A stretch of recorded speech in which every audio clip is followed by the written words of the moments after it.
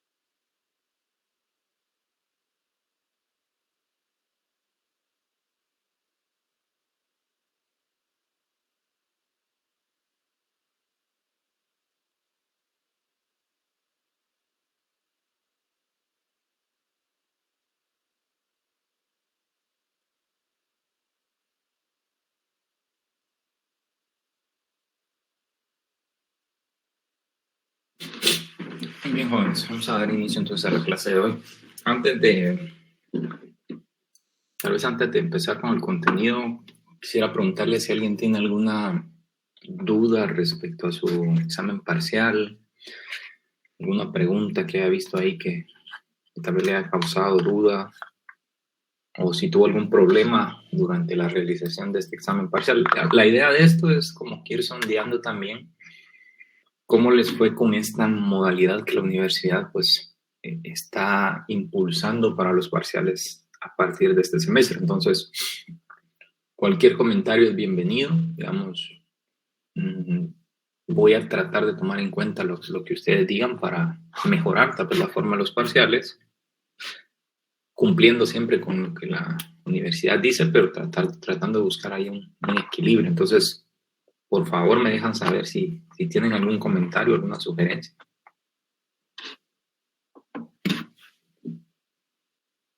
Sobre los parciales. Sí, sobre esta nueva modalidad. Tal vez como hubieron unos problemas eléctricos ese día para algunos, hubiera sido bueno que, aunque sea un día, le hubieran dejado un poquito más de tiempo, ¿verdad?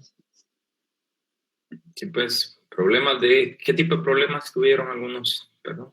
Eléctricos, que no había luz. Por ejemplo, en mi caso acá en San Agustín se fue la luz, entonces, F. Sí, pues. Ya, fíjense que por lo menos ese día sí nos alertaron ahí en el chat de los catedráticos y nos dijeron que varios tenían ese problema y que fuéramos flexibles, ¿verdad? Un estudiante me había escrito ahí, pues yo le respondí si había solventado su problema y me dijo que sí, que había logrado hacer su examen. Y digamos que para mí, digamos, eso no es como que un problema muy, muy complicado de resolver, porque en mi caso, pues yo le hubiera dado más tiempo a esa persona para que cuando ya regresara la corriente eléctrica a su casa, pues lo solventara. Definitivamente, pues tendría que haber sido tal vez en el mismo día, ¿verdad? Entonces ahí hay otra cuestión, digamos que si vemos que el asunto va para más, o sea, pasaron ya unas 2 horas y no hay modo que regrese la corriente eléctrica, tal vez buscar en la medida de lo posible trasladarse a un lugar que conozcan donde sí haya, ¿verdad? Le voy a poner un ejemplo. Hay veces acá donde yo vivo que se va la corriente eléctrica, pero se va solo en un barrio. Y a 3, 4 cuadras de mi casa, pues sí lo hay, ¿verdad? Hay un problema tal vez en el cableado de cierto poste y no se va la corriente eléctrica en todo donde yo vivo, ¿verdad? Pero digamos que no siempre es así. Hay días que el tema es general y pues es un poco más difícil, ¿verdad? Aparte de ese problema, corriente eléctrica, algo más que han visto.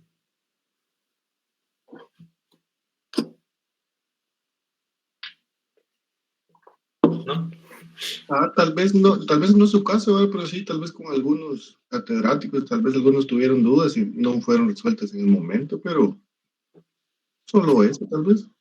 Sí, puedes estar pendientes de la hora del examen, ¿verdad? Y estar un poquito más pendientes a la hora que los compañeros tengan dudas. Muy bien, muchas gracias ahí por la sugerencia. Bueno, hoy vamos a iniciar entonces. ¿No hay ningún otro comentario? No dije, gracias, todo claro. Muy bien, Jairo. Hoy vamos a iniciar pues con un siguiente módulo del curso, ¿sí? Vamos a hablar un poquito de algo que en español se conoce como ERS, especificación de requerimientos de software, ¿no? Ya está publicada la presentación. También vamos a hablar, si quieren, sobre unos grupos que quiero crear para empezar a platicarles, tal vez no hoy, sino más o menos dentro de 15 días del proyecto del curso, ¿sí? ¿Por qué hasta dentro de 15 días? Porque, digamos, hoy quiero hacer los grupos. La siguiente semana esperaría yo cubrir algo que es el tema de diagramas de clases. Y necesito cubrir primero ese tema para platicarles de su proyecto. El proyecto va a ser en grupos.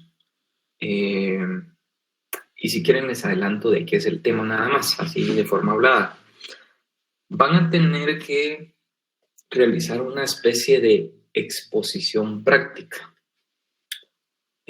¿Por qué exposición práctica? Porque no solo va a ser venir a leer, a mostrar una presentación, sino que parte de lo que van a tener que exponer ese día es cierto código en Java, en donde implementen algo que se conoce como patrones de diseño. Los patrones de diseño son como que soluciones a ciertos problemas comunes, y estas soluciones las personas han llegado a ellos porque las situaciones son tan comunes que se presentan casi que bueno, no les diría que en todos los desarrollos de software, sino que en ciertos tipos de desarrollo de software. Cuando uno desarrolla software lo puede hacer de muchas formas, pero tal vez la forma en que lo estamos haciendo nos va a funcionar en el momento, pero ¿qué pasa cuando ese software tiene que dársele mantenimiento? Puede ser que un año después, o puede ser que un mes después, o años después, ¿sí? Si nosotros queremos mantener nuestro código que mantenga la característica de ser fácil de mantener, fácil de modificar y fácil de expandir, tenemos que tener ciertas consideraciones cuando lo estamos haciendo la primera vez. Por ejemplo, si yo declaro dependencia entre dos clases, saber que esa dependencia en un futuro me puede tener ciertas restricciones y que cuando yo tenga que modificar mi código porque me piden ciertas funcionalidades, me va a ser un poquito difícil si el acoplamiento que hay entre esas clases es muy fuerte. Y si yo no pensé en ciertas soluciones creativas que me da la programación orientada a objetos, para mí va a ser muy difícil, ¿verdad? Y digamos que este tipo, los patrones de diseño, como su nombre lo indica, un patrón es algo que yo puedo seguir, ¿sí? Es algo que ya está definido y que me vaya a ayudar a solventar cierto problema, ¿sí? Entonces, hay distintos patrones de diseño, ¿verdad? Hay un montón de patrones de diseño. Y los patrones de diseño nos enseñan cómo deberíamos de crear los objetos, qué relaciones deberían de haber entre las clases, ¿verdad? Siempre pensando en ciertos casos de uso, se le llama, ¿verdad? Es decir, en cierta funcionalidad que yo quiero tener en un sistema. Entonces, sobre eso va a ser su proyecto. Yo les voy a pasar por ahí el link hacia una página donde están muy bien explicados los patrones de diseño. Hay código fuente. Cada patrón de diseño se explica con imágenes, con pseudocódigo e incluso con código en varios lenguajes de programación. Entonces la idea va a ser que cada grupo va a elegir un patrón de diseño, va a aprender todo lo relacionado a ese patrón de diseño y va a hacer una demostración de cómo funciona. Pero la demostración no va a ser la misma que la que está en esa página web. Es decir, en la página web ustedes pueden agarrar, bajar código, está escrito en Java, les enseña cómo funciona el patrón de diseño, cómo a nivel de código se implementa. Entonces, eso les va a servir de guía. Ustedes tienen que pensar una nueva, digamos que si el patrón de diseño está para, no sé, una venta de electrodomésticos, entonces hay ciertas relaciones ahí entre las clases, hay herencia para manejar los electrodomésticos y todo. Ustedes van a tener que hacer eso, pero en otro rubro, ¿no? Entonces, quiero adelantarles todo esto para que no suceda lo que siempre pasa, que al final del semestre todos andan corriendo con sus proyectos. Entonces, dentro de 15 días ya ponemos las pautas de cómo va a ser ¿cómo se llama? El proyecto final. Y seguramente la primera semana después del primer parcial empezamos con esas exposiciones, ¿verdad? Es decir, no lo vamos a dejar hasta el último día, sino que lo vamos a empezar mucho antes y esperando terminar antes, por lo menos unos 1 o 2 días antes, ¿verdad? 1 o 2 sábados antes de que se termine el semestre. Así, si ustedes están cargados con proyectos, por lo menos el proyecto de este curso ya no lo van a tener como parte de esa carga que manejan al final del semestre, ¿sí? Bueno, esto también tomando en consideración que los primeros días de clases, por ahí alguien lo mencionó, ¿verdad? De que los proyectos no los dejáramos muy con tiempo, ¿sí? Porque se les junta mucho. Entonces, por eso lo estoy haciendo así. ¿Alguna duda o comentario sobre esto? No, oye, me parece bien que haya tomado esa decisión de no dejarnos muy a contratiempo su proyecto. Nos aliviana bastante. Ya no serían 5, no que solo 4. Al final. Esa es la idea, sí. Y digamos que es un tema que, por eso es que yo, más o menos dentro de 15 días vamos a empezar a platicar de eso, porque hay que sentar ciertas bases, ¿verdad? Y una buena base para eso es entender bien los diagramas de clases, y no solo los diagramas, porque el diagrama es un dibujo, ¿no? Sino la relación que puede existir entre distintas clases, ¿verdad? Porque esa relación ustedes la pueden implementar en código, ¿sí? Que si quieren herencia, si va a haber dependencia, etcétera, ¿sí? Entonces, por eso es que lo estoy viendo así. Voy a adelantar incluso esa clase, porque esa clase más o menos la daba ya para terminar el segundo módulo, pero la voy a adelantar para la siguiente semana. Bueno, Dicho esto, vamos entonces a ver lo que corresponde el día de hoy. Bueno, vamos a empezar con esta, RS, especificación de requerimientos de software. Aquí hay un documento, yo necesito que lo lean. No, digamos que yo venga a leérselos acá, pues tal vez no le agrega mucho valor, pero lo vamos a ver rápido. Mitos del software. ¿Sí? Aquí hay mitos del software, mitos de la gestión, mitos sobre el cliente y mitos sobre el desarrollador. ¿Sí? Vamos a ver uno de cada uno. Dice, mitos del software. Dice, las actitudes y hábitos son difíciles de modificar. Y cuando vamos hacia la quinta década del software, todavía se creen algunos de los mitos del software. Dice, vamos a ver cuáles son. Bueno, mitos de gestión. Dice, hay un mito que dice que tenemos un libro que está lleno de estándares y procedimientos para construir software. No le brinda a mi gente lo que necesita saber. La realidad es que está muy bien que un libro exista, pero hay que saber si se usa. En muchas empresas, pues ya no se manejan libros, pero por lo menos se manejan algunas wikis internas dentro de una organización o documentos en donde se mencionan los estándares que los desarrolladores deben de cumplir para desarrollar el software y qué procedimientos tienen que seguir. Entonces, el problema es que en muchas organizaciones no se usa. ¿Sí? Muchos trabajadores no conocen de la existencia de esos documentos y muchas veces los documentos no están completos o están un tanto obsoletos o no tienen las mejores prácticas para poder desarrollar eso. ¿Sí? Dice, en muchos casos la respuesta a toda esta pregunta es no. ¿Sí? Se llama mito de gestión porque cuando uno trabaja en una organización hay muchas cosas que tienen que ver con la gestión cuando uno está desarrollando el software. Por eso es que hay líderes de proyectos o administradores de proyectos de software.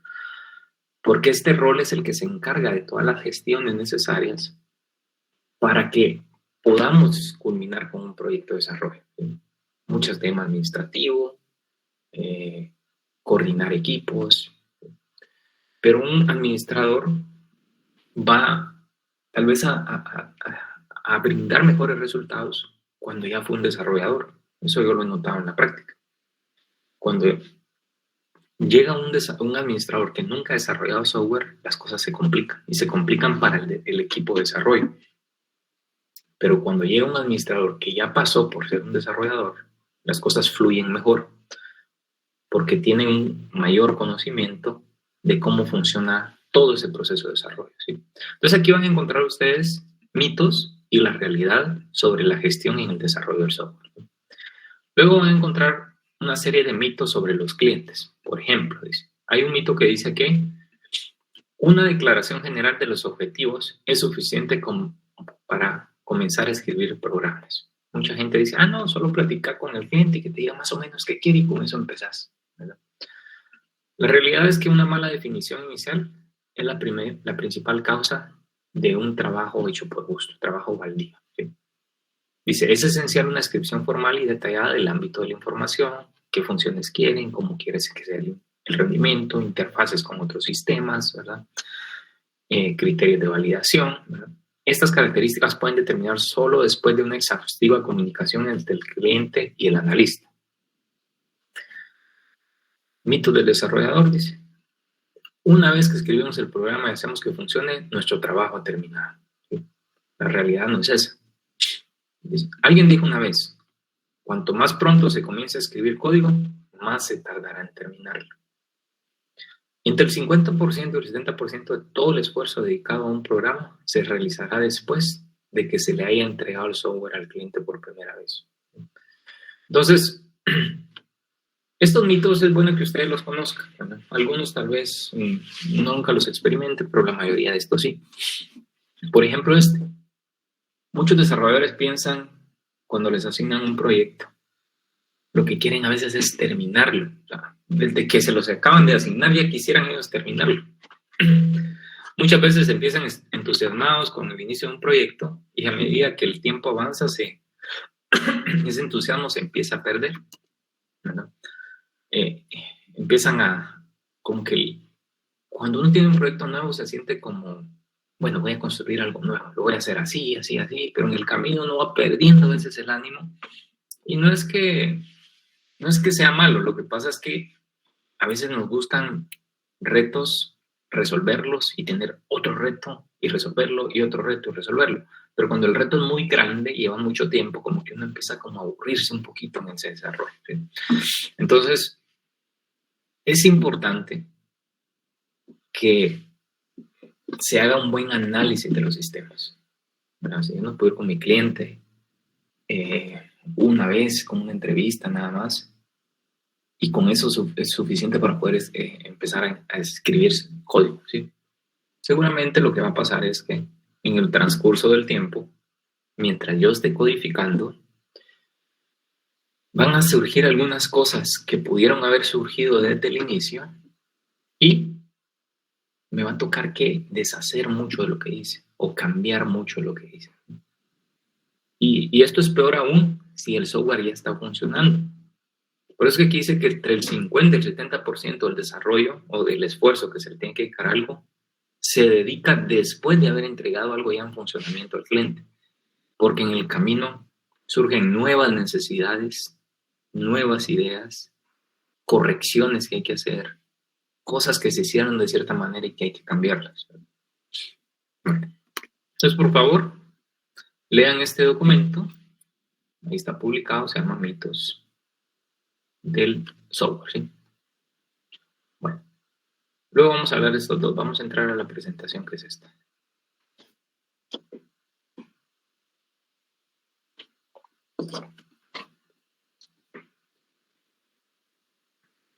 Bueno, miren pues, esta presentación vamos a obviar algunas de las primeras diapositivas. Muchas veces yo empezaba hablando en análisis de sistema con este tema, es decir, lo cubría en el primer módulo. Por eso es que esta presentación tiene toda la parte introductoria que doy cuando estamos iniciando el curso, ¿verdad? Objetivos, contenido del curso, unidades, etc. ¿Sí? Vamos a ver. Y por acá vamos a encontrar precisamente la especificación de requerimientos del software.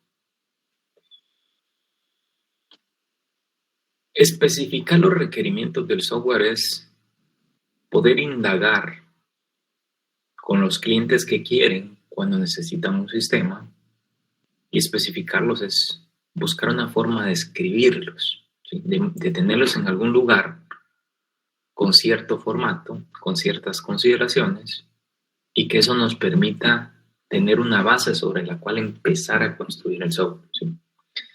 Entonces, los requerimientos son importantes. Esta imagen nos dice por qué, ¿verdad? Imaginemos este columpio, ¿sí? Cuando el usuario plantea una necesidad, pues hace una solicitud de qué es lo que quiere. Y él la plantea así como se ve acá. ¿Sí? Con un columpio, con 3 tablas, por así decirlo. Entonces viene el líder del proyecto. Voy a ampliar esto un poquito más. Ahí está. El líder del proyecto es el que se encarga de coordinar a todo el equipo de desarrollo de software, ¿sí? Y él entiende esto. Desde aquí hay un problema, ¿sí? Esto es lo que me piden y esto es lo que entiendo, ¿sí? Esa comunicación entre personas tiene que darse de tal forma que estemos sincronizados. Si alguien me pide algo, yo tengo que tratar, yo como analista y profesional, de buscar los mecanismos de tratar de entender lo mejor posible. Porque si yo entiendo mal, voy a desarrollar mal, ¿sí? Y voy a entregar algo que no es lo que el cliente me está pidiendo. Y no hay que confiarse de todas formas en lo que el cliente está pidiendo. Y vamos a ver por qué. Luego viene otro rol, otra persona, que es el analista de sistemas, y es lo que estamos estudiando nosotros en este curso. Y él diseña el software, ¿sí? Diseña cómo se va a construir. Pero como hay una diferencia o no hay requerimientos bien planteados y bien entendidos por todas las partes, El diseño que este analista hace es así. ¿Sí? Pues si se dan cuenta, ya tenemos 3 formas distintas de ver supuestamente lo mismo. ¿Sí? Pero luego agarra el programador este diseño y el enfoque que va a usar para desarrollarlo es este. ¿Sí? Entonces,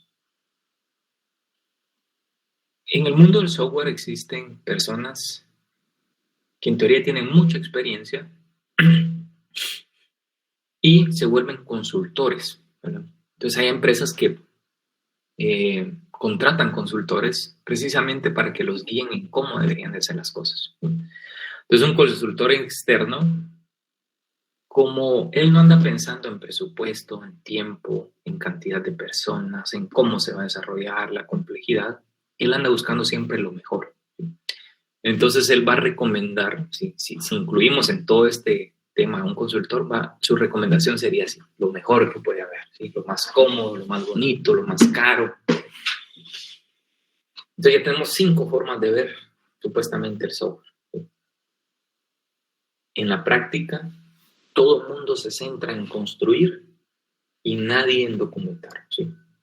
Entonces cuando termina un proyecto, resulta que la documentación del software es casi nula. ¿Sí? Tenemos otro problema ahí. Cuando uno desarrolla software pasa por ciertas etapas, ¿verdad? Falta una etapa de análisis, de diseño, de desarrollo, de pruebas. ¿Sí? Todas esas etapas es cuando el software está en construcción. Cuando ya está listo para funcionar en un ambiente real, al proceso de ponerlo en funcionamiento en un ambiente real se le llama implantarlo o implementarlo en producción.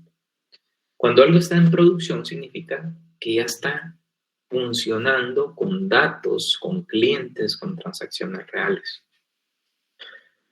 Entonces, muchas veces cuando se implementa algo en producción, se implementa a veces parte de todo aquello que se estuvo construyendo, porque hay partes que ya no las quieren, hay partes que no funcionan bien. Entonces, implementemos esto nos va a servir, dice la gente. Entonces, a veces son muy cortas. ¿Sí? Luego, el presupuesto del proyecto. ¿Sí? El presupuesto del proyecto, cuando los requerimientos no están bien planchados, cuando no están bien hechos, ¿sí? Lo que va a pasar es que va a ser una montaña rusa. ¿Sí? Va a ser una especie de montaña rusa en donde los costos pueden ir creciendo durante determinados tiempos. A veces se puede ver algo muy pequeño y en la realidad va a ser muy grande. Entonces va a ser un caos. ¿Sí? Luego, cuando el software ya está funcionando en producción, hay que darle soporte. El soporte operativo, que es esto que aparece acá, es el soporte que se le da al software cuando ya está en operación. Si hay un error, ¿quién va a encargarse de revisar ese error? ¿Quién lo va a corregir? En muchos proyectos, quien desarrolla el software termina y lo asignan a otro desarrollo más. ¿Sí? Y tal vez él es el que conoce sobre cómo desarrolló. Entonces, cuando llegan los soportes, esta persona está ocupada y de vez en cuando se encarga de ver algunos de ellos. ¿Sí? Y la última imagen representa lo que el usuario necesitaba. Lo que el usuario pide no es no necesariamente lo que él necesita, aunque suene redundante la frase. ¿Sí? Entonces, como analista tenemos que buscar indagar bien que lo que la persona está diciendo es lo que en realidad necesita. Recordemos que las personas con las que vamos a trabajar, si somos analistas, son personas que tienen una necesidad de un sistema, pero que no son tecnólogos, no conocen de tecnología, porque si conocieran y supieran cómo construir el software, no nos estuvieran contratando a nosotros. Entonces, nosotros como profesionales tenemos que buscar mecanismos que nos permitan entender bien lo que esa persona quiere y lo que necesita. Bueno, por eso es que es importante los requerimientos. ¿Sí? Hay mucha gente involucrada en un desarrollo de un sistema y todos deberían de estar en armonía, porque si no, va a ser un caos total. ¿Sí? Entendamos qué es la palabra requerimiento. Por favor, un voluntario ahí que me ayude a leer.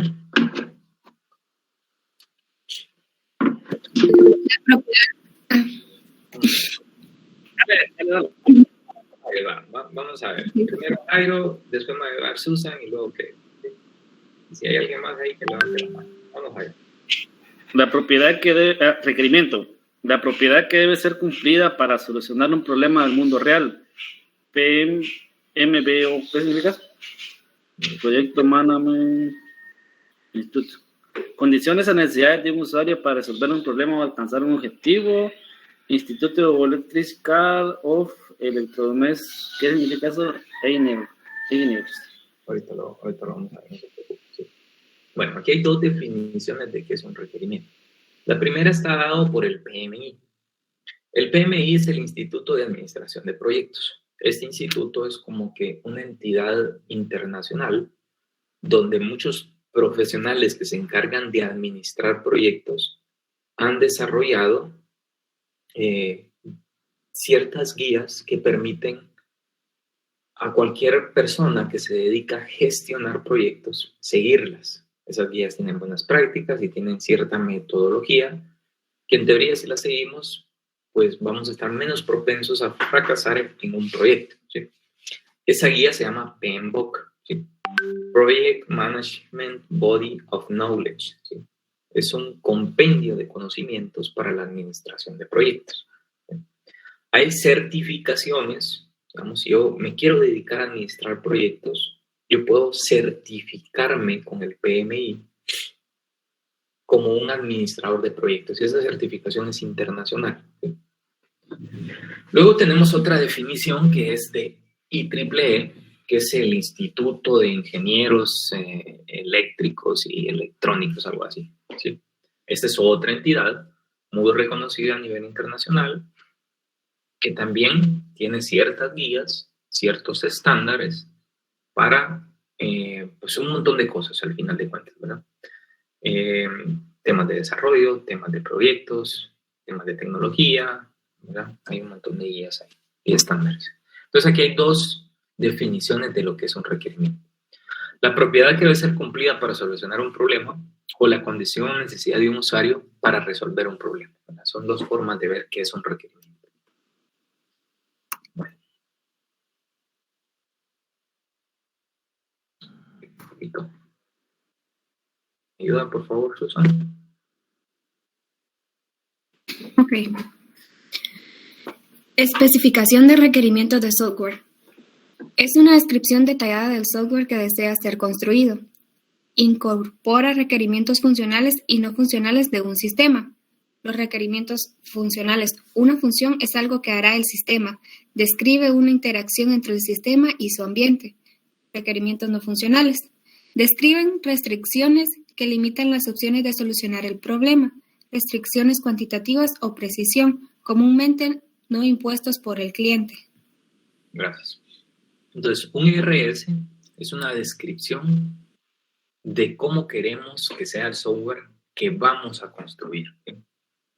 Entonces, la idea es que todo proyecto de desarrollo de software tenga un IRS.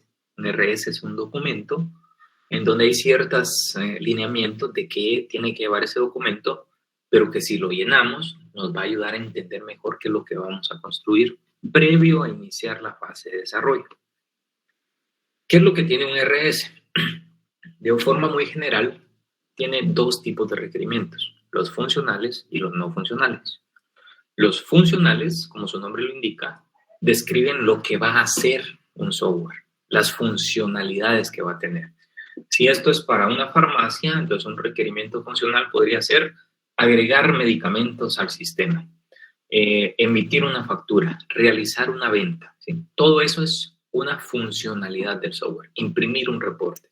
Ahora bien, los requerimientos no funcionales son aquellos que a veces el cliente ni tiene idea de ellos. Es decir, no me los va a pedir él como los requerimientos funcionales. Los requerimientos funcionales me los pide a mí el cliente. Ahora, los requerimientos no funcionales, él no me los va a pedir. Yo como profesional, como persona que entiendo sobre la tecnología, regularmente me voy a poner a pensar en esos requerimientos no funcionales. Por ejemplo, la seguridad del sistema, ¿sí? ¿Cómo vamos a manejar a los usuarios? Van a haber roles, van a haber opciones restringidas en base a los roles, vamos a tener restricción en base a la cantidad de peticiones que puede tener un software. Imaginemos que construimos un servicio web.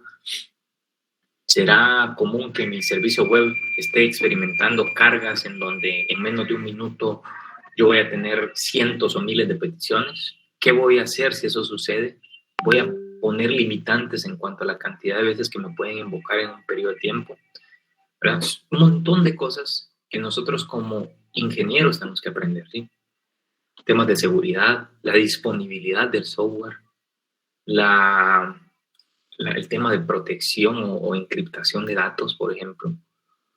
Todos esos se llaman requerimientos no funcionales. No tienen que ver tanto con la funcionalidad del software, sino son cosas que lo complementan, ¿verdad?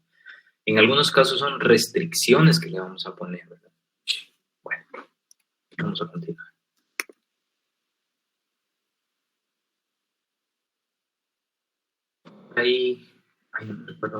Jairo, no, Kevin, perdón.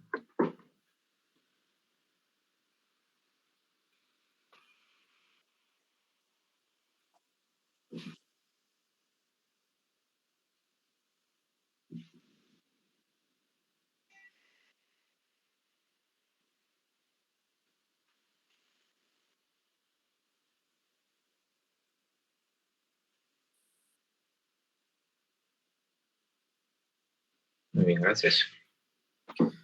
Si hablamos de requisitos o requerimientos, los requerimientos tienen que ser correctos. Es decir, no tener errores. Cuando yo voy a describir una funcionalidad de un sistema, tengo que tratar de buscar la forma en describirla bien y no cometer errores en esas descripciones. Tienen que ser consistentes. Si yo en una parte del documento pongo que el resultado de una operación es sumar dos números y hago referencia a esa misma operación en otra parte del documento, no voy a poner que es una multiplicación, ¿sí? Es decir, tienen que mantener una consistencia a lo largo del documento. No contradecirse, por así decirlo, ¿sí? Si en un lugar digo que una cosa es así, no puedo más adelante decir que va a funcionar de otra manera, ¿verdad? Tengo que mantener esa consistencia en todo el documento. No tienen que ser ambiguos. Algo es ambiguo cuando yo lo expreso y vienen las personas y lo leen o lo escuchan y pueden generar distintas interpretaciones de lo que yo acabo de decir. Voy a poner un ejemplo muy sencillo, ¿sí? Si yo digo, denme un segundo, vamos a plantear una frase. Si yo digo Juan le prestó la tarea a Pedro, ¿qué entenderían ustedes? Entenderían, por ejemplo, que Juan hizo su tarea y luego agarró y se la dio a Pedro para que la viera. O lo entenderían distinto, por ejemplo, que Juan no hizo la tarea y por lo tanto se la prestó a Pedro. Pedro sí la había hecho y se la dio a él, ¿verdad? Entonces, cuando digo Juan le prestó su tarea a Pedro, por lo menos ahí hay dos interpretaciones. Adelante, Kevin.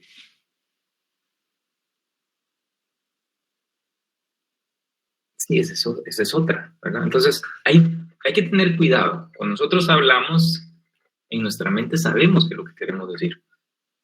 Pero quien recibe la información seguramente no la va a recibir de la misma forma en que yo la quise transmitir, ¿verdad? Pues hay que evitar la ambigüedad.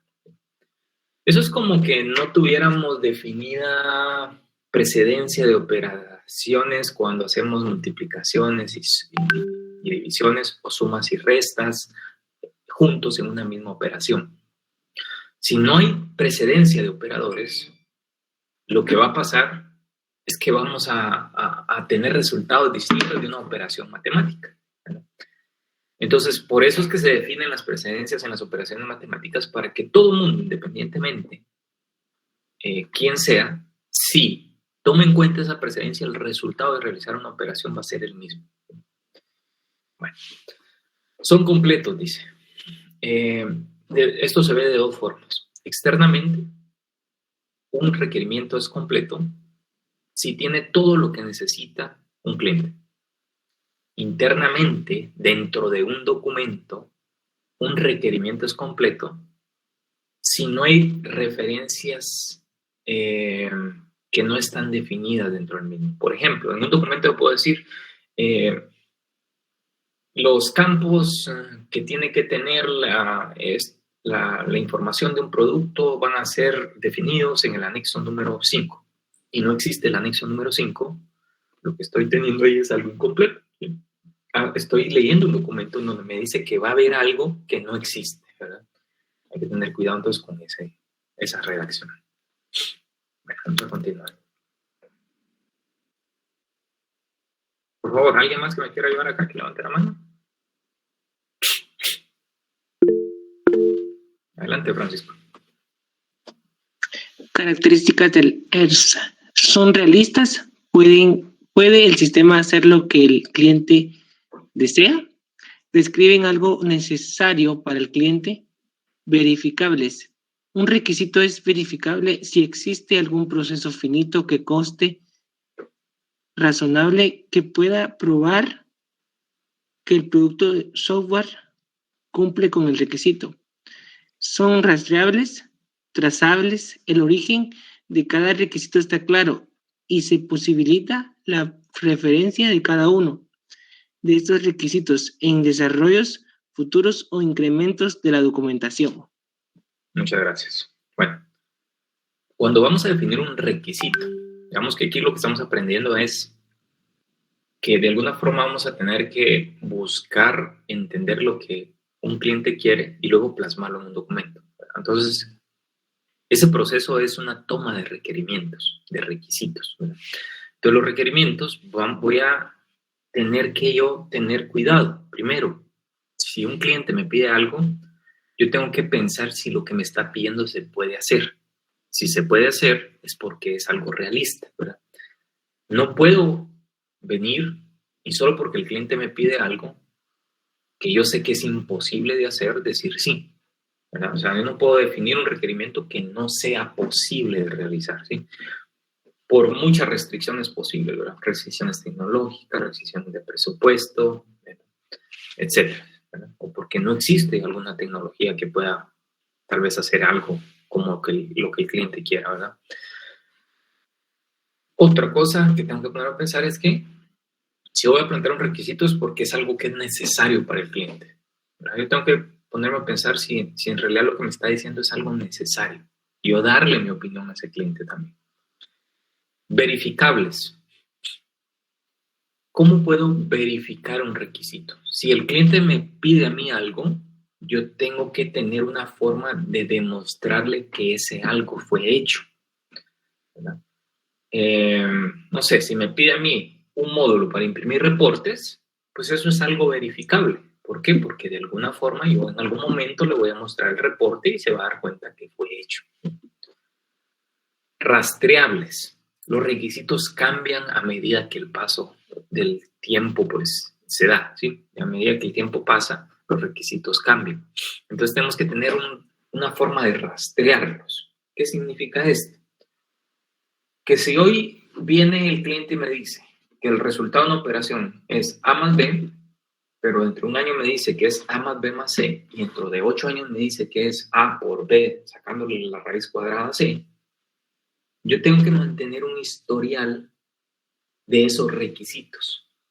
Porque el software en determinado tiempo va a funcionar distinto de acuerdo a cómo fueron planteados esos requisitos a lo largo del tiempo. Entonces, por ahí vamos a ver más adelante, vamos a ver si por acá tengo algo de esto. Déjenme revisar.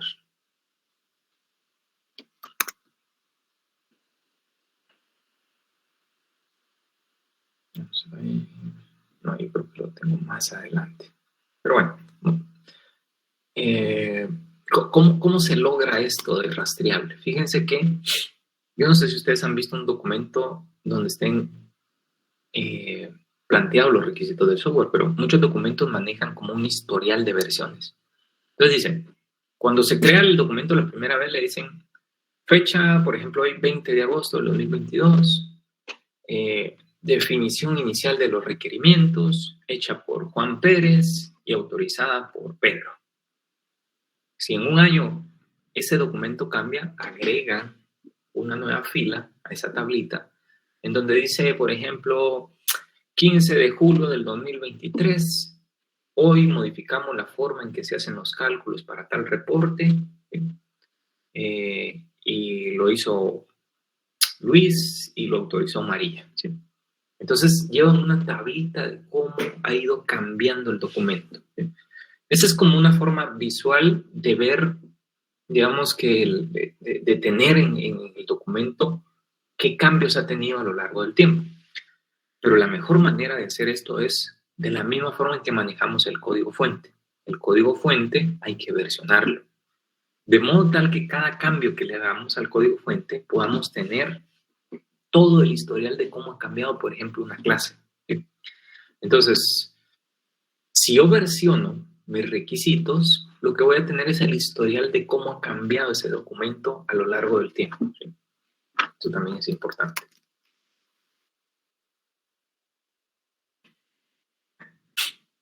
Impacto de los fallos en un ERS.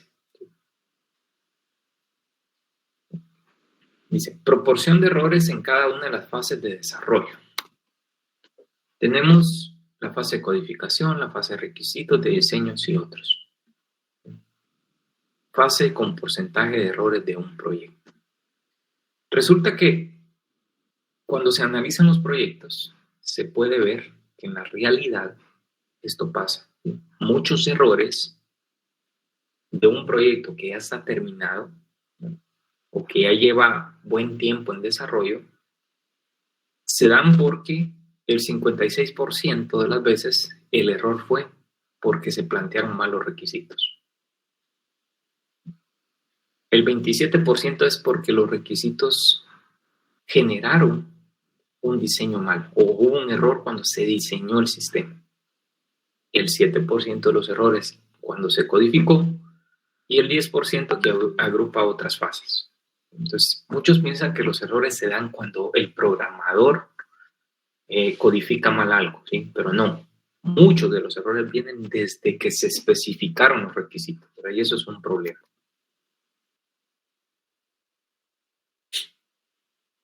Ahora bien, esta gráfica me da el costo de cambiar algo en distintas fases del desarrollo del software. ¿Sí? Si yo, aquí tengo una fase que se llama diseño arquitectónico. Un diseño arquitectónico es un diseño de alto nivel.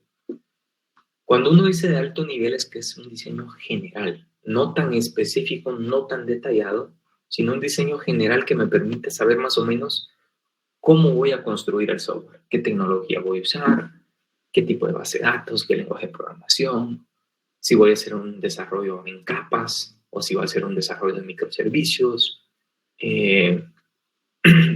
cómo voy a poner esto físicamente a funcionar, es decir, lo voy a poner a funcionar en una sola máquina, voy a tener la base de datos separadas en otra máquina, o sea, todo eso es un diseño arquitectónico de muy alto nivel. ¿Sí? Luego se hace un diseño detallado del software. Ahí sí ya empezamos a pensar en el software como tal y empezar a decir, bueno, voy a tener estas clases, voy a tener estas librerías y todo eso para desarrollar este proyecto en particular. ¿Sí? Luego empieza la fase de codificación. Lo que un programador codifica hay que probarlo. ¿Sí? Él hace pruebas unitarias, se le llaman. Es decir, yo empiezo a codificar una clase, a medida que voy codificando la voy probando. ¿Sí? Luego vienen las pruebas de validación, que son pruebas que se hace ya a un buen conjunto de software funcionando. Es decir, si tengo todo un módulo que genera reportes, ya el usuario puede empezar a validar si los reportes son lo que él quiere. Y luego se ponen en funcionamiento o en producción un proyecto. Entonces, si yo logro detectar un error en el diseño arquitectónico, mi costo de hacer un cambio va a ser muy bajo. A medida que yo voy avanzando en estas fases, el detectar un error en un requerimiento va a ser más costoso. Por ejemplo, si yo ya puse mi proyecto en funcionamiento y detecto que hubo un mal requerimiento y un error, me va a costar mucho en tiempo, en dinero, en esfuerzo, poder corregirlo. ¿Sí? Bueno. ¿Quiénes son las personas que participan cuando se toman los requerimientos? Veamos aquí una primera aproximación, ¿sí? Tenemos un cliente, un usuario y un desarrollador. El cliente es la persona que puede patrocinar un proyecto, quien tiene la idea de un sistema, pero no es necesariamente la persona que lo va a usar. ¿Sí? La persona que lo va a usar, como su nombre lo indica, es el usuario. Pongámonos a pensar que yo tengo un negocio de venta de medicinas y tengo 3 sucursales. Como yo soy el dueño del negocio, yo voy con ustedes, que son los analistas, y les pido un sistema para mi negocio.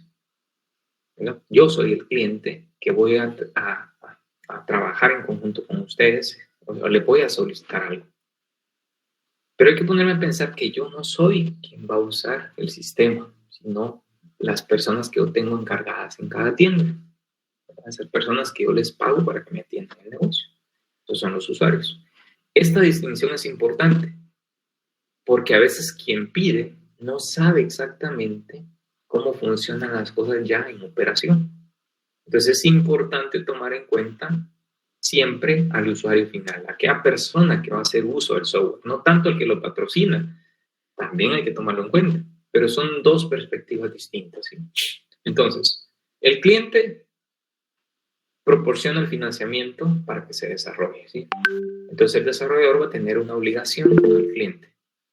Ahorita voy a darle la palabra, voy a terminar la idea, ¿sí? Y el usuario es el que tiene las necesidades.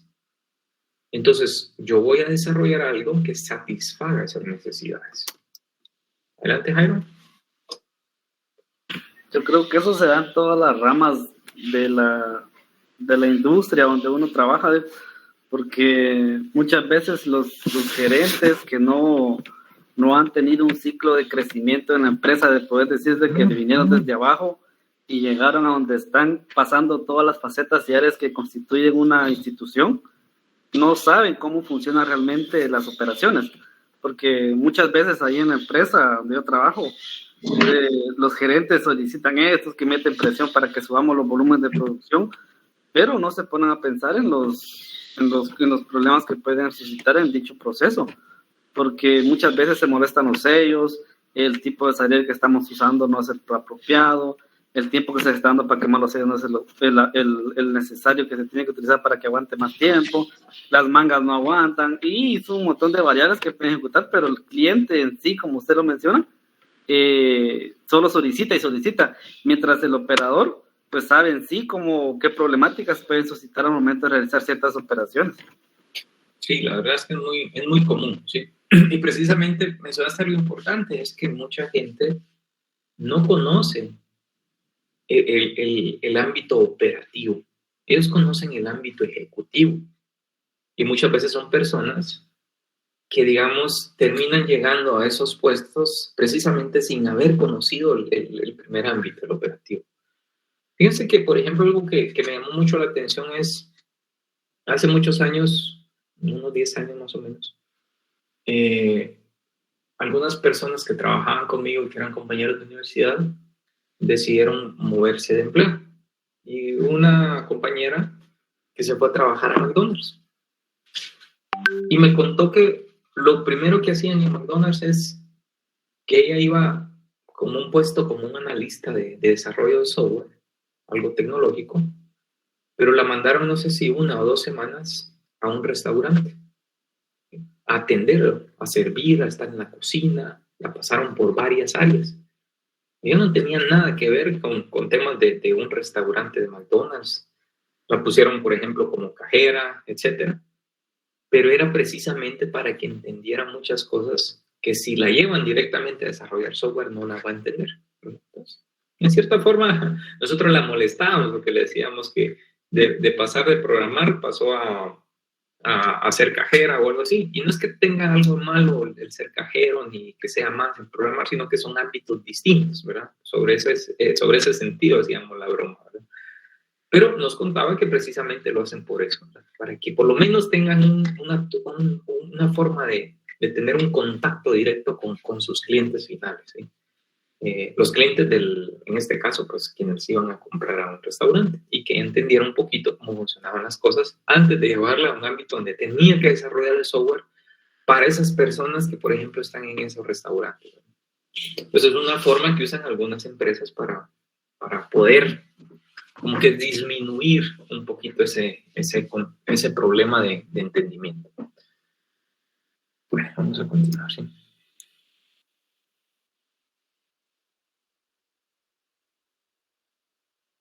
Un término que se utiliza mucho en el tema informático es el de stakeholders, ¿sí?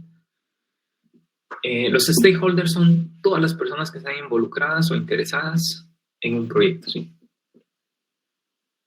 Los clientes, otros desarrolladores, los usuarios, entidades o personas de otras entidades o instituciones, todos ellos son stakeholders.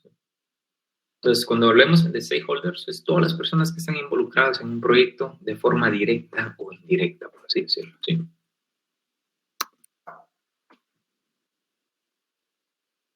No, algunos roles, por así decirlo, ¿sí? Entonces, stakeholders pueden ser consumidores, analistas de sistema, líderes de proyectos, un cliente de la empresa, los proveedores de la empresa, los diseñadores, los programadores, los usuarios finales, una institución gubernamental, la comunidad donde va a funcionar, o una empresa a la cual van a contratar, los clientes, los gerentes, los arquitectos de software, los consultores o asesores, todos ellos podrían llegar a ser stakeholders, ¿sí? No quiere decir que en un proyecto existan todos ellos, ¿verdad? Puede ser que en un proyecto solo existan los analistas, los programadores, los líderes, el usuario, el cliente, ¿verdad? Pero para que tengan una idea de quiénes pueden llegar a ser stakeholders, esta diapositiva les puede ayudar, ¿sí?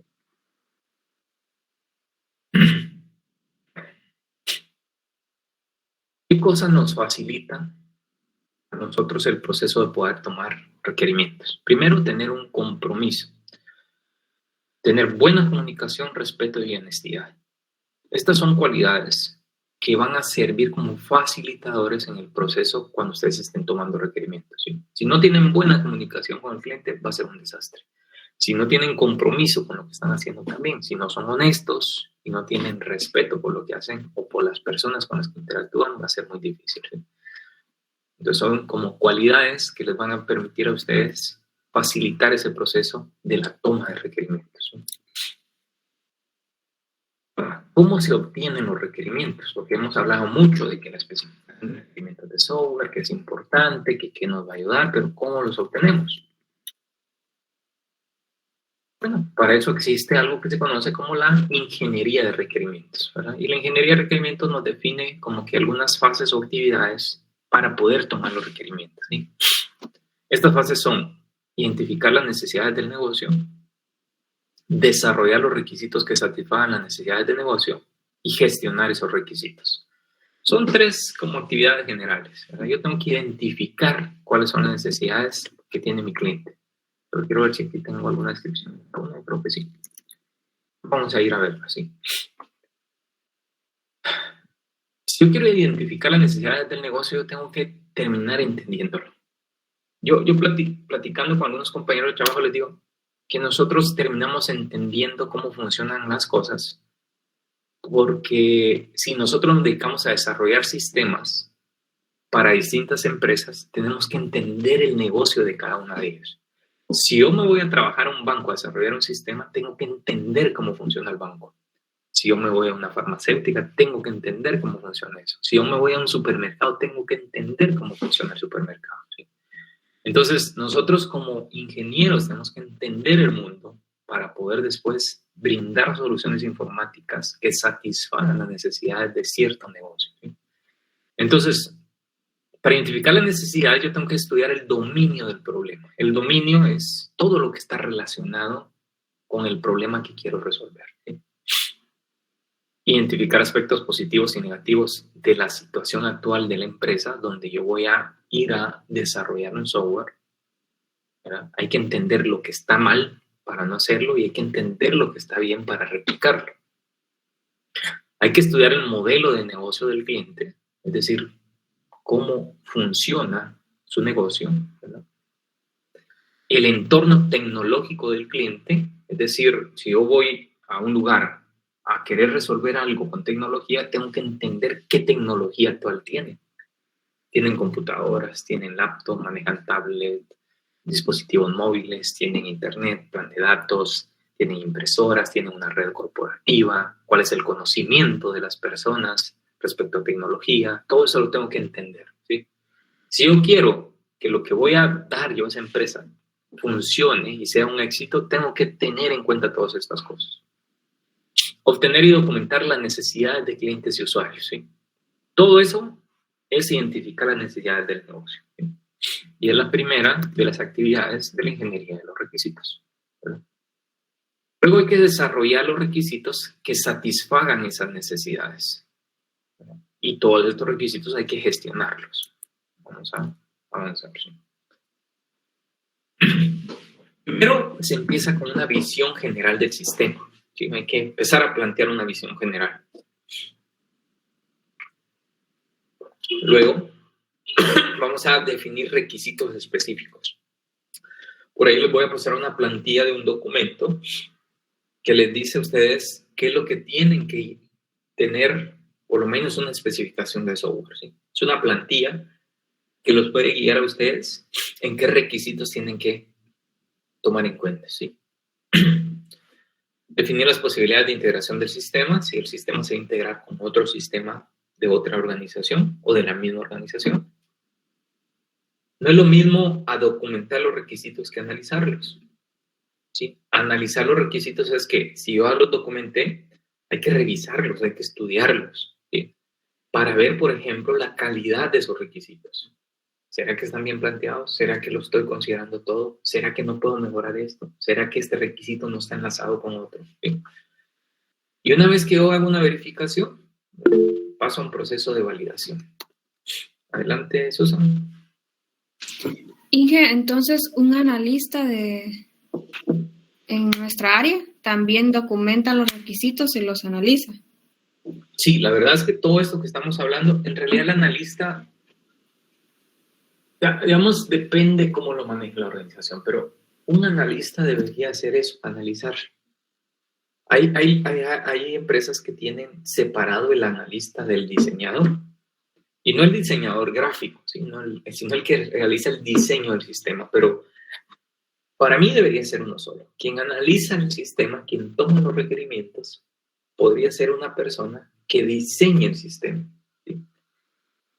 Diseñar un sistema, y por eso es que vamos a aprender un montón de diagramas, ¿sí? Diagrama de clases, diagrama de casos de uso, diagrama de actividades, diagrama de interacción, diagrama de despliegue. Todos esos diagramas de UML que vamos a aprender son los diagramas que un analista debería de realizar con el fin de plasmar el diseño de un sistema, para que ese documento llegue con un desarrollador o con varios desarrolladores.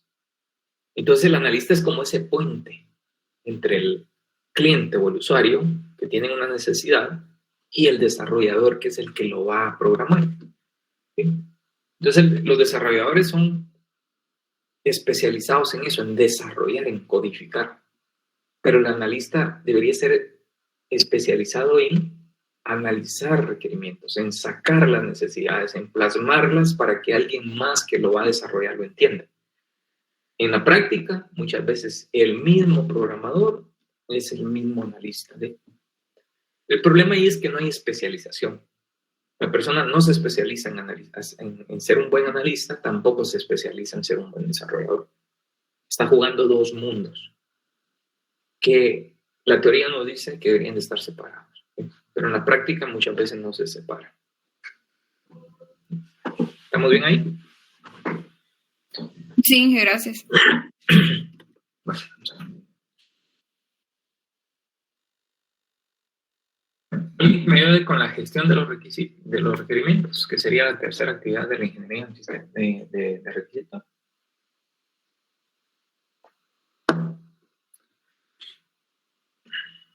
Si no, vamos a pedirle apoyo a alguien.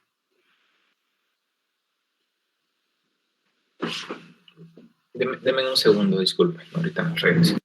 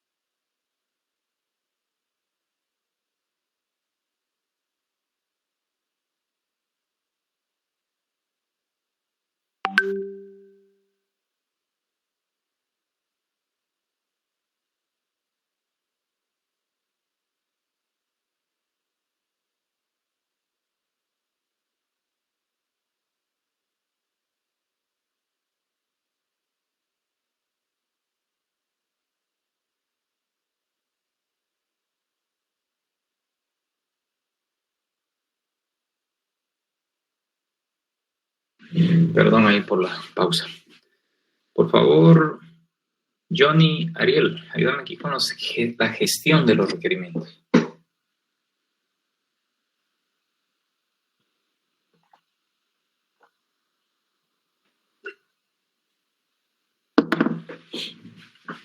Solo leer, ingeniero. Sí, por favor. Definir el ciclo de la vida de los requisitos del sistema. Gestionar las líneas base de los requerimientos del sistema. Gestionar los conflictos de los requisitos. Gestionar las peticiones de cambio. Gestionar la trazabilidad de los requisitos del sistema.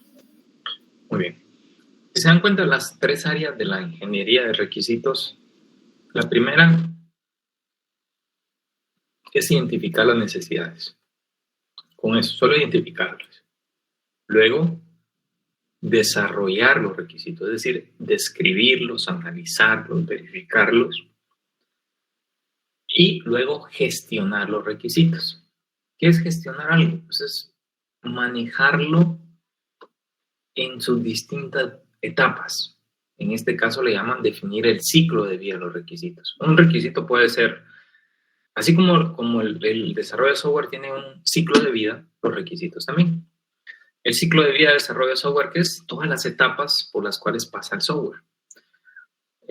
Por ejemplo, análisis, diseños, pruebas, pruebas, implementación, mantenimiento. Igual los requisitos. ¿Sí? Los requisitos nacen, hay que documentarlos, van a cambiar, algunos se van a eliminar, otros se van a dejar, otros se actualizan, etc. ¿Sí? Entonces, para gestionar el ciclo de vida, primero tenemos que empezar con una línea base, ¿verdad? Una línea base es como que, bueno, ¿cuáles son nuestros requisitos iniciales? Y esos requisitos van a cambiar con el tiempo porque vamos a tener peticiones de cambio. No porque alguien me diga, mire, yo quiero cambiar esto en un sistema, ya se va a hacer. No. En empresas grandes, una petición de cambio es algo formal. Hay un documento donde viene una persona que quiere un cambio en un sistema y tiene que llenar. Llena un documento, una plantilla, una especie de formulario donde dice qué quiere que cambie el sistema, por qué razón, qué puede llegar a afectar, etc. Eso es una petición de cambio. Entonces eso hay que gestionarlo, hay que almacenarlo, hay que versionarlo. ¿Sí? ¿Por qué? Porque ese es mi soporte del por qué voy a cambiar algo. Pero eso es una petición, es una solicitud. Luego hay que analizar cómo esa solicitud puede llegar a afectar todos los requerimientos del sistema, ¿verdad? Si yo tengo documentado algo en distintas partes y el cambio que me están pidiendo afecta a esas partes, yo tengo que ir a modificar esos documentos. ¿Por qué? Porque esos documentos hay que pasarlos luego a un desarrollador para que él vea cómo le afectan ese código y cómo puede implementarlos. Entonces, hay conflictos también en los requisitos. Cuando hay personas que quieren que una cosa sea de cierta forma y otra de otra, ¿verdad? Hay que gestionar esos conflictos también. Y la trazabilidad de los requisitos, ¿verdad? La mejor forma de tener trazabilidad es quién lo pidió, cuándo lo pidió, cómo, por qué cambios ha tenido, es versionar todo, ¿sí?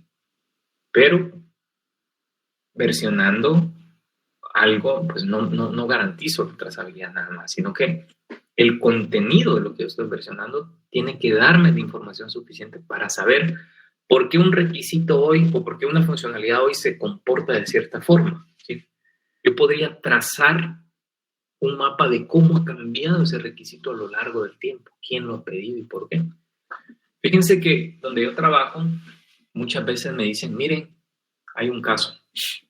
Bueno, yo trabajo en SAT y muchas veces me llegaban a mí solicitudes, por ejemplo, del Ministerio Público. Y me decían, miren, yo quiero entender por qué, no sé, este vehículo tiene este número de motor, este número de chasis, si físicamente no es así. Yo quiero entender cuándo se registró, quién hizo el cambio, por qué se dio, por qué se permitió. Entonces yo tenía que analizar los datos, cómo habían cambiado a lo largo del tiempo en la base de datos. Y luego tenía que irme a ver cómo había estado definido el sistema, tal vez 5, 8 años atrás. Porque 8 años atrás las reglas eran distintas a como son ahora. Entonces, si yo no tuviera los requerimientos versionados, yo no podría saber cómo en algún punto del tiempo funciona un sistema. Yo puedo saber cómo funciona ahorita, ¿sí? Tal vez porque tengo el documento final de los requerimientos, pero yo necesito tener trazabilidad de cómo ha cambiado eso a lo largo del tiempo, ¿sí? Eso me va a permitir a mí entender mejor las cosas. Técnicas para poder capturar requerimientos, ¿sí? Por ejemplo, yo puedo realizar cuestionarios. Esa es una técnica. Hay varias modalidades de cuestionarios. Yo también puedo, aquí más adelante, hacer entrevistas. Vamos a hablar de las entrevistas. Yo puedo hacer talleres también. Y bueno, esas son técnicas para poder recopilar requerimientos. Ya lo vamos a ver, ¿sí? ¿Cuál es la idea de todo eso? ¿Sí? Es tener este documento que se llama RS. Este documento está basado en un estándar y en algunas empresas lo personalizan. Quiero mostrarles más o menos. Por ejemplo, busquen en internet este estándar, ¿verdad? El IEEE 830. Recuerdan que hablamos de este Instituto de Ingenieros Eléctricos y Electrónicos, ¿sí? Entonces ellos tienen un estándar que es el 830 y ese estándar me dice a mí cómo debería ser un documento para un ERS, para una especificación de requerimientos de software. Me dice que tiene que tener una introducción, un objetivo, un ámbito, una definición de siglas y abreviaturas, referencias, una visión global.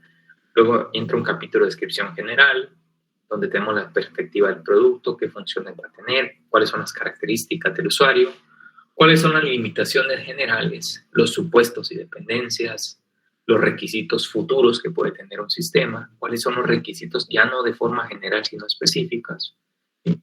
Las interfaces, las funciones, cuáles son los requisitos del rendimiento del sistema, los atributos, etc. ¿Sí?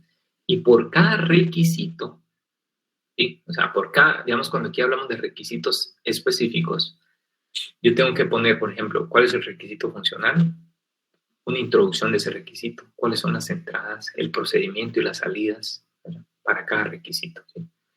Luego tengo que hablar de requisitos de la interfaz de usuario, ¿verdad? Cómo va a ser la interfaz del usuario, cuál es el hardware que tiene la empresa, el software, tema de telecomunicaciones, qué restricciones tengo del diseño, ¿verdad? Atributos de calidad, etcétera, ¿sí? Base de datos. Entonces, este estándar me da a mí como que toda una plantilla de cómo debe ser. Vamos a ver, yo creo que aquí tengo un par de ejemplos. Vamos a ver si todavía me funciona esto.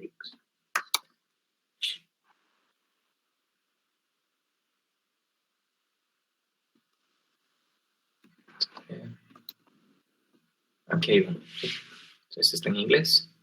En inglés las siglas cambian, ¿verdad? System Requirements Specifications, ¿sí? La especificación de requerimientos de un sistema o de software. Aquí está la tabla de contenido, mira. ¿Sí? Creo que está en inglés.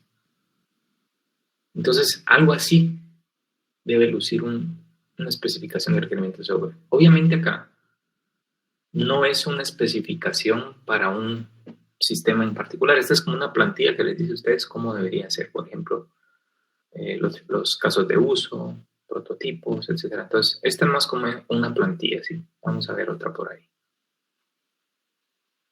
Estos son los diagramas que vamos a aprender en el curso. Son parte de algunos diagramas. Ahora, creo que por acá tenía otro. Vamos a ver si todavía funciona este link. Parece que ya no ustedes. No, no está funcionando este link, pero voy a buscarles un ejemplo, ¿verdad? Porque este de acá arriba es nada más como una plantilla. Este de aquí abajo era documentación O sea, ya era cómo una empresa o una institución había llenado una plantilla similar a esta para especificar los requerimientos de un sistema en general, pero con el tiempo pues ya dejó de funcionar el ¿sí? Bueno, voy a regresar un poquito. Quería enseñarles esto para que fueran teniendo una idea de cómo es una especificación de requerimientos. Y lo único que me queda hablarles, lo voy a hablar de una forma rapidita, es cuáles son las técnicas para capturar requerimientos. Aquí se mencionan 3, ¿verdad? Empezamos entonces con, vamos a ver, aquí, cuestionarios, ¿sí? ¿Cuándo son recomendados los cuestionarios?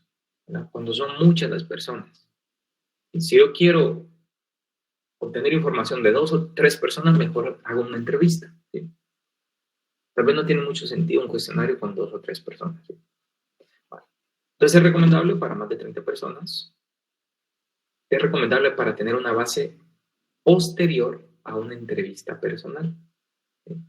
Es decir, yo puedo hacer un cuestionario primero y luego hacer una entrevista personal a algunas personas claves de las cuales les pasé el cuestionario, ¿verdad? Entonces, con un cuestionario obtengo un poco de información y con una entrevista, pues ya obtengo información que con un cuestionario sería difícil, porque en un cuestionario yo hago la pregunta y la persona da la respuesta y no hay un diálogo con ella, ¿sí?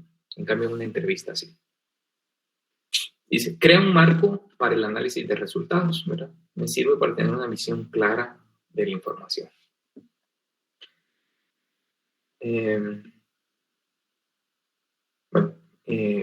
Aquí dice, crea un marco para el análisis de resultados, comprobar que existe información suficiente en el personal cuestionado, para eso me sirve. Lo que tengo que hacer yo cuando hago un cuestionario es no utilizar argot técnico. Argot se refiere al lenguaje técnico. Si voy a hacer un cuestionario para personas, yo no le puedo decir, mire, ¿qué tipo de base de datos utiliza? A menos que sean personas de tecnología, van a saber. O mire, ¿qué lenguaje de programación quiere que se programe? No creo yo que sea una muy buena pregunta para un cliente que no sabe tecnología. Es necesario que cuando haga un cuestionario lo pruebe o lo verifique para saber que es comprensible con otras personas, ¿verdad? No desde el punto de vista técnico, sino puedo agarrar a un familiar y decir, mira, ¿será que este cuestionario lo entendés? ¿Hay alguna duda con una pregunta? ¿Verdad? Validarlo con alguien más. Hay 2 tipos de cuestionario, ¿sí? Ok, para recopilar datos estructurados, ¿sí? Y también hay para recopilar información abierta.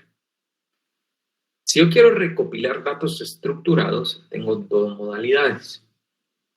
Una, lista de cuestiones concretas y de respuesta cerrada. Por ejemplo, si yo hago una pregunta en donde le digo a alguien cuánto lleva operando el actual sistema de facturación y le digo que me responda en años, yo voy a poder tabular el resultado de esa pregunta, porque es muy específica. Entonces, si yo le digo en años, alguien me va a poner 1, otro 5, otro 8. Entonces, yo el resultado de esa pregunta la puedo tabular, puedo hacer una gráfica sobre ese resultado, ¿sí? Ahora, hay preguntas en donde tal vez no se pueda contestar directamente con números, entonces va a ser difícil tabularlas, pero podemos utilizar técnicas como esta, utilizando índices. Mire, deme la importancia de estos factores para adquirir un sistema operativo: la velocidad, la usabilidad y la flexibilidad. Pero yo le doy una lista de índices. Califíqueme del 1 al 5 qué tanto le interesa la velocidad. Califíqueme de 1 al 5 cuánto le interesa la usabilidad, y del 1 al 5 cuánto le interesa la flexibilidad, ¿sí? Porque si yo le digo, mire, ¿cuál es la importancia de la velocidad para adquirir un sistema operativo? La respuesta va a ser, para mí es muy importante. Sí, es importante, pero tal y tal cosa, me va a responder alguien más. Entonces, esas respuestas yo no las puedo tabular.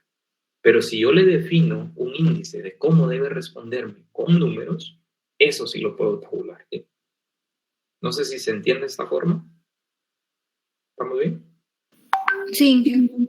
Entonces, eso es para cuando yo quiero tener datos estructurados, que todos tengan una estructura que me permita después poder graficarlas, hacer comparaciones, etc. ¿sí? Ahora, Hay cuestionarios donde yo no necesito eso, yo necesito respuestas abiertas, ¿verdad? Entonces, se formula una pregunta abierta. Por ejemplo, ¿cuáles son para usted los factores principales en la selección de proveedor de servicios de Internet? ¿Sí? O sea, esa pregunta me pueden responder con texto. ¿Sí? Miren, para mí los factores importantes son de que tenga una buena estabilidad del servicio de Internet, que el ancho de banda se mantenga, que tal y tal cosa. ¿Va? Son preguntas abiertas y vamos a tener respuestas abiertas. ¿Sí? Pues sirven, ¿verdad? Sí, sirven como para obtener información inicial sobre un área. ¿Sí? Pero es importante evitar los sesgos. ¿Qué significa un sesgo, verdad? Yo no puedo hacer preguntas en donde vaya sesgando las respuestas. Como por ejemplo, no sé, ¿qué proveedor de Internet prefiere usted? Tigo o Claro, por ejemplo. ¿Sí? Ahí estoy sesgando la respuesta. Es abierta, pero sesgada. Porque yo los estoy orientando a algo muy específico. ¿Sí? Pero es importante porque si no, no vamos a obtener información. Si yo mismo dentro de una pregunta abierta casi que le pongo la respuesta o se la limito mucho, en algunos casos eso es útil, pero en otros no. ¿Sí? Bueno, hasta ahí con los cuestionarios. Ahora vamos con las entrevistas. ¿Para qué sirve? Para obtener toda la información posible de la visión que la persona entrevistada tiene de los requisitos. En un cuestionario no es posible, porque si me responde algo, ya no hay un diálogo con esa persona. Si yo hago una pregunta en una entrevista y me responden, yo le puedo preguntar a la persona, ¿pero por qué eso es importante? O con esto que usted me dijo, ahora, ¿cómo considera tal y tal cosa? O sea, hay un diálogo ahí donde yo puedo indagar más. Pero va a ser útil dependiendo la habilidad del entrevistador. Y una habilidad también para crear un clima de confianza con la persona a la que está entrevistando. Porque si la persona no se siente en confianza, no va a responder cosas que son útiles. Va a tener miedo de decir algunas cosas que pueden ser importantes. ¿Sí? Dice, resulta útil planificar la entrevista para evitar sesgos, ¿verdad? Los sesgos, en este sentido, es evitar que un grupo incline un lado el proceso. Es decir, imaginemos que yo voy a entrevistar a personas y solo entrevisto a las personas que no están de acuerdo con algo. La información que voy a obtener es de personas que están insatisfechas, pero pueden ser que haya muchas personas que estén satisfechas con algo y si yo no las entrevisto o no hago las preguntas adecuadas, mi percepción va a ser que todo está malo o que hay algo malo en la organización o que la forma en que se hace algo no es la correcta. ¿Sí? Bueno, cuando uno va a llevar a cabo la entrevista, uno debe preparar un marco para la entrevista. ¿Sí? Es decir, uno tiene que tener un cuestionario con ciertas preguntas que va a hacer en esa entrevista. No es un cuestionario que le va a pasar a alguien para que responda, sino es una base que me sirve a mí como entrevistador. Hay que confirmar los detalles del entrevistado, hay que saber quién es, cuándo va a ser, la entrevista, la hora, el lugar, de qué van a hablar más o menos, como para que el entrevistado también tenga como que cierta información que le permita llegar un poco más tranquilo, ¿sí? Hay que establecer la finalidad de la entrevista con el entrevistado, es decir, ¿por qué lo voy a entrevistar a él? ¿Cuál es mi fin con esa entrevista? En un lugar adecuado y confirmar los detalles por escrito. ¿Sí? Mire, tal hora va a ser la entrevista, en tal lugar, a tal fecha, va a durar cierta cantidad de tiempo y van a estar tales personas, por ejemplo. Luego, otra técnica que pueden utilizar para obtener requisitos son los talleres.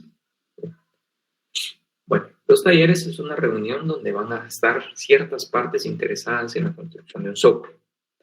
Un taller son sesiones más intensivas y estructuradas, concentradas en 1 o 2 días. Yo puedo tener un taller de 1 día, de 2, 3 días, por ejemplo.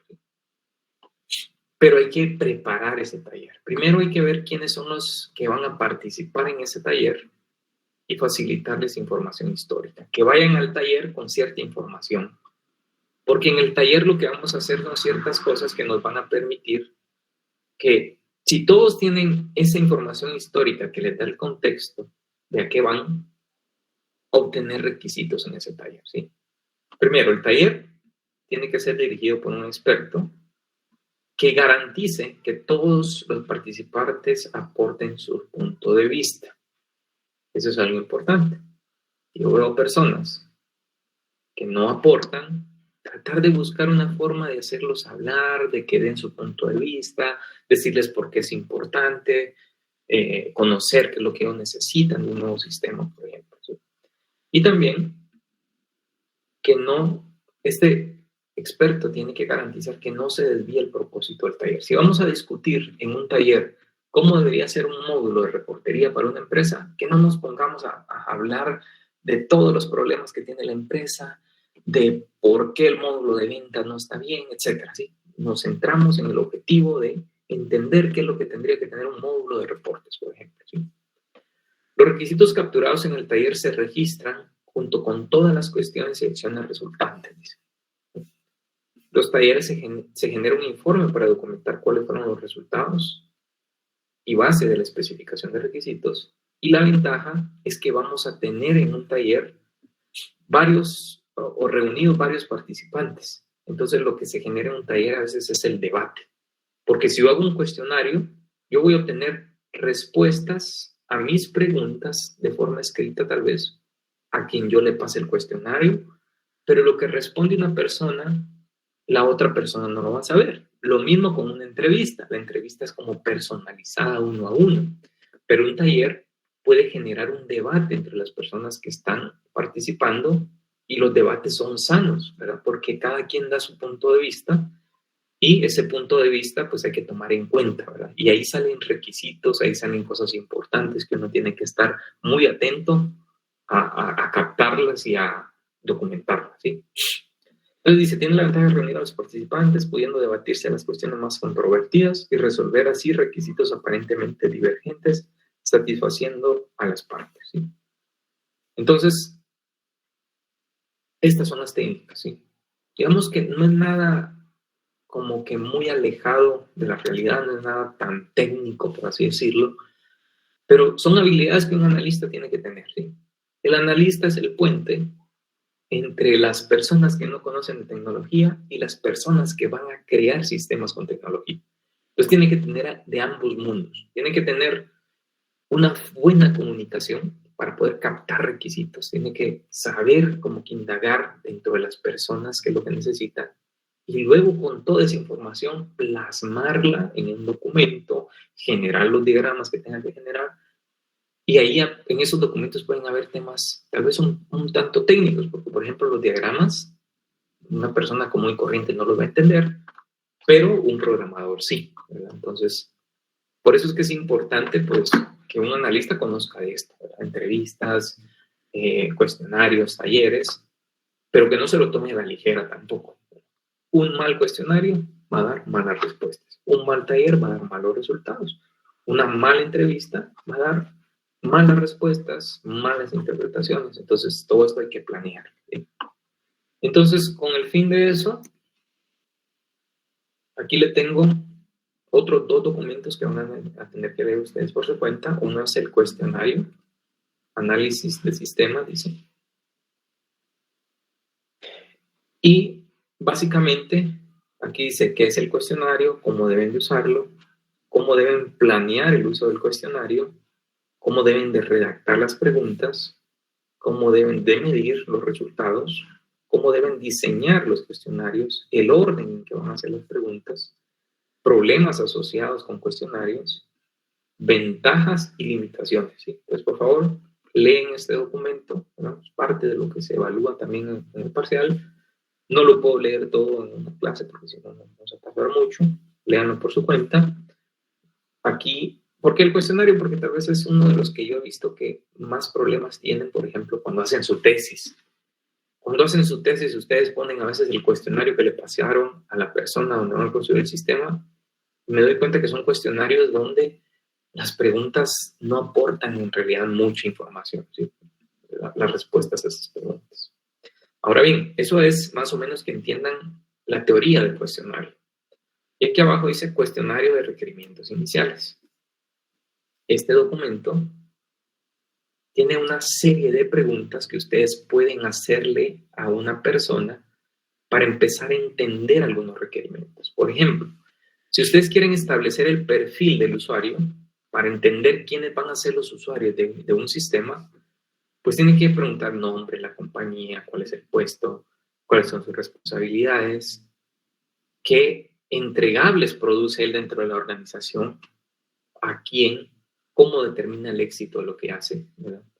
Si yo quiero evaluar cosas relacionadas al problema en cuestionario, por ejemplo, yo podría decir, mire, hay problemas de seguridad para los cuales carece usted de soluciones adecuadas, o hay problemas en el sistema de reportes o tal cosa, ¿verdad? Entonces, aquí cuestionario. Si yo quiero saber más del perfil, tengo que hacer este tipo de preguntas. Si yo quiero saber más sobre un problema en particular, puedo hacer este tipo de preguntas.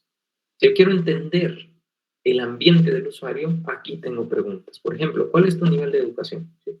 ¿Qué tipo de documentación impresa en línea necesita tener? ¿Cuáles son sus expectativas con respecto a la facilidad de uso de una aplicación?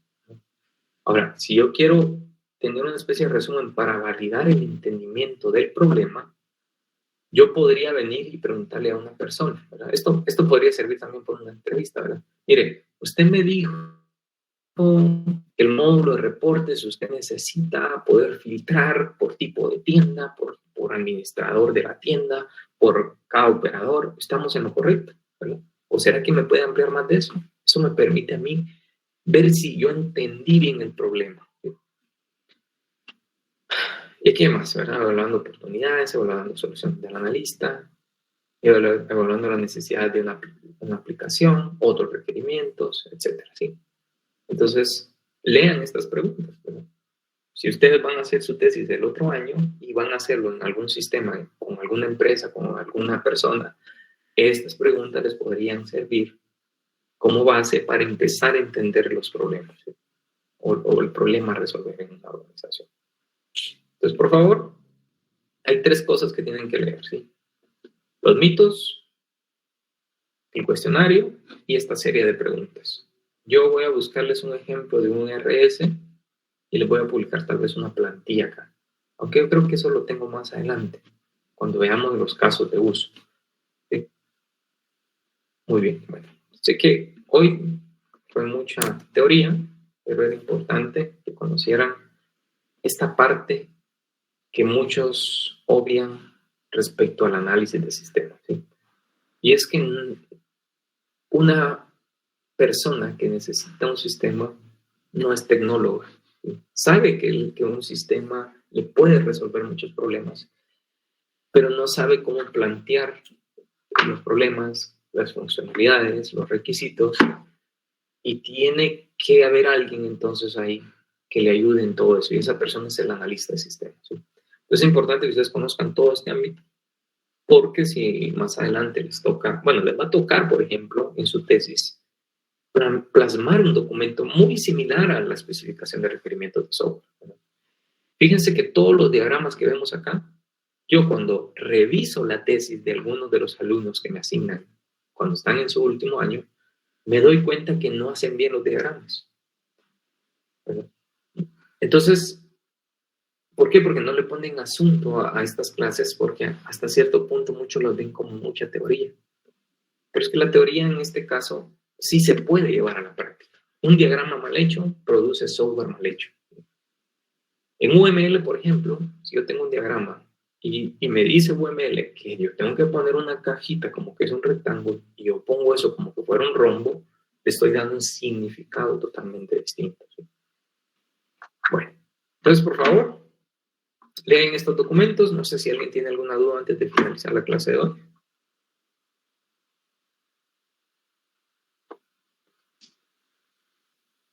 ¿Estamos bien? Bueno. Sí, ingeniero. Entonces, esto sería todo por hoy. La otra semana hacemos los grupos, hablamos de diagramas de clases y dentro de 15 días esperaría empezar a hablarles sobre el proyecto del curso, ¿sí? Yo les deseo que pasen feliz día y nos vemos entonces el siguiente fin de semana. Gracias.